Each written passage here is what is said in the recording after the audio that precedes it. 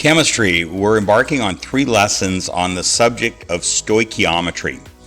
Stoichiometry is best described as the math surrounding using a chemical equation, so that you can take some numbers of reactants, put them into the equation, and come out with some numbers of products. So it's very much involved with numbers, but it is really central to chemistry. We're going to take it one step at a time, but it's a critical skill to learn if you want to pursue chemistry. So we're going to start off with a basic introduction to stoichiometry here in this lesson.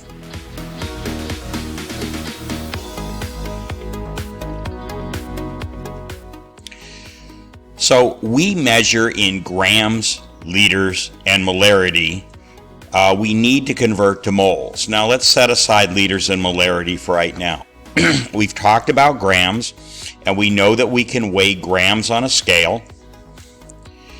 And then what we need to do is we need to get our numbers in terms of moles. Moles is numbers of atoms or molecules. Just keep that in mind. It's numbers of molecules. And that's what a chemical equation deals in. For example, the chemical equation on the bottom, we've talked about that, is 1 molecule of CH4 plus 2 molecules of O2 will give you 1 molecule of CO2 and 2 molecules of H2O. Now, since we want to deal in big bundles of molecules that we can actually see and weigh, we've decided we'll call that 1 mole of CH4 and 2 moles, a mole being 6.022 times 10 to the 23rd molecules. And that'll give us 1 mole of CO2 and 2 moles of H2O. And then finally, we advanced the thinking on this a little bit to say that when you want to mix CH4 and O2, what this equation is telling you is that you need twice as many moles of O2 as you have moles of CH4. If you want 25 moles of CH4, you need twice that many, or 50 moles of O2, and that's really the way we think of it. But in any case, it's a number of particles. It's not a weight, it's not a volume, it's how many you have. So we need to get between grams that we can measure in a scale, and that's our world. That's all the little children up there. They're in our world. We can measure things in grams on a scale like the one you see on the screen. So if we know that we're dealing with a pure substance, it can either be a gas, liquid, or solid, but it's a pure substance. Doesn't mean it has to be an element like lithium. It could be a compound like water, but it has to be pure water. It can't be water with anything mixed in it, or pure carbon dioxide. So if we have pure substances and we know how much we have in grams, then we can convert that into moles, and then we can use the chemical equation. We cannot put grams into a chemical equation. It doesn't understand weight. So you compute the moles using the molar mass. So in the case of carbon, we know that 1 mole of carbon equals 12.01 grams of carbon. We spent an extensive assignment, days 27 and 28, doing those kinds of calculations. So it allows us to convert from the language we speak, which is grams, into the language that the chemical equation speaks, which is moles. So that's like a translator. We speak in grams, the equation speaks in moles. We need that translator to translate between moles to grams or grams to moles. Okay, one person speaks French and another speaks Spanish. And they don't speak the other language. You need somebody that speaks both French and Spanish to translate for them. So the molar mass is what allows us to get from grams to moles and back out from moles back to grams again. So that will get us down there into the land of the moles. That little animal, by the way, is a mole. There's an animal called a mole. It has nothing to do with chemistry. It's just what a mole looks like.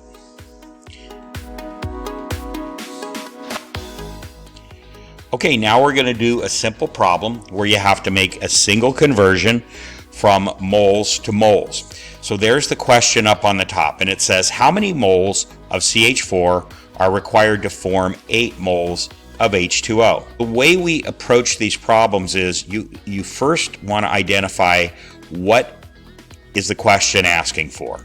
So we read the first few words, how many moles of CH4? So we're trying to find moles of CH4. So let's look at the graphic organizer there, because I'm going to have you use this for the next several lessons.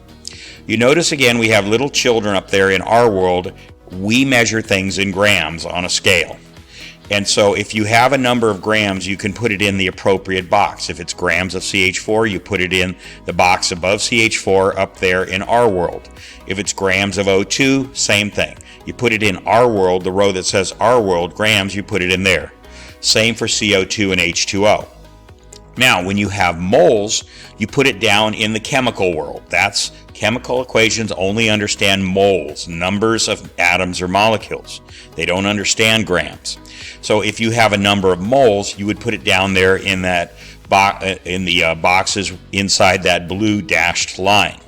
And so if it's moles of CH4, you put it up in the box above CH4 that says chemical world in that row. Same with O2, same with CO2, same with H2O.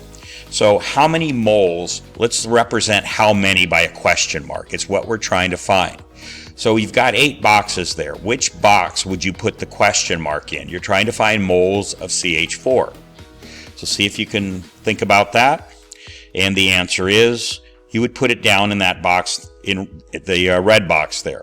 That's where you put the question mark. That's where moles of CH4 would go. And then it says are required to form 8 moles of H2O.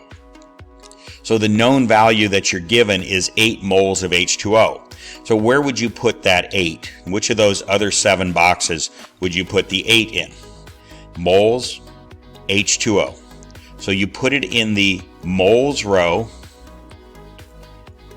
right there in the moles row, which is chemical world, which is inside the chemical equation, and above H2O. So what we want to do is get from that 8 to that question mark. We want to know what that question mark is. All right, so what's the relationship? In order to get from moles of H2O to moles of CH4, we have to have a relationship. Well, as long as you're inside the chemical equation gives you that relationship. There is 1 mole of CH4 for every 2 moles of H2O. So down below the red box with the question mark is 1 CH4, but you can add the word mole, M-O-L, to that. 1 mole of CH4. That's going to produce over there under just above H2O 2 moles of H2O. So that's our relationship. 1 mole CH4 equals 2 moles H2O. So now we're going to go up above and we're going to set up an equation. So you're going to start off with what you know. You know 8 moles of H2O. And you're trying to get to some number moles of CH4. So there's the beginning of our equation, where we're starting from, 8 moles of H2O, and where we're ending, some unknown number of moles of CH4. And we know the relationship is what we just said. There's 1 mole of CH4 equals 2 moles of H2O. That's what the chemical equation tells us. We don't care about the O2 or the CO2. Just put those aside. They're not a part of this problem. You don't even have to concern yourself with them. So there's 2 ways. We talked about this when we talked about equivalencies and conversion factors. There's 2 ways you can express that equivalency. You can say that there are 2 moles of H2O for every 1 mole of CH4. That's a true statement. Or you can say there's 1 mole of CH4 for every 2 moles of H2O. Notice that you just took one side of the equivalency and put it over the other, and then you flipped it over. Those are both true statements, however. We talked about that. Those are both true statements. So now the question is, which one of those 2 do we want to put in the box above?